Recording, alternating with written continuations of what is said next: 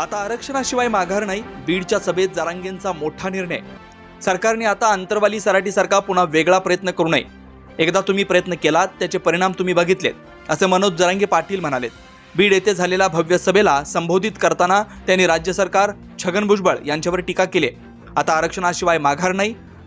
20 जानेवारी रोजी मुंबई गाठणार असल्याचं जरांगे म्हणाले. बीडच्या सभेत जरांगेंनी मोठा निर्णय घेतलाय. येथेच ते पुढच्या आंदोलनाची दिशा ठरवणार आहेत.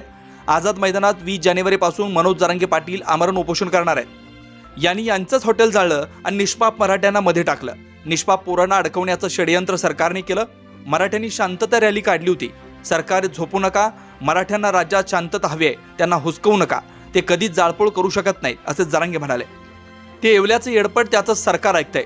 ते सोबत बाजाराची पिशवी घेऊन हिंडतं, त्यात कागद. मग कशाला बोंबलतो रे मग? अशा भाषेत जरांगेंनी भुजबळांवर निशाणा साधलाय. तुला म्हटलं होतं नको नादी लागू, मी लय बेकार आहे. आता कसा बारीक आवाज बोलतो. जरांगे साहेब म्हणतो, असे जरांगे म्हणालेत. मी म्हटलं डंगराला कशाला बोलायचं, पण ते एडपट बोलतं, मग आपण सोडत नसतो. जर कुणी मराठा आरक्षणाच्या विरोधात बोलला तर त्याला सुट्टी नाही. अशा भाषेत त्यांनी भुजबळांवर टीका केली.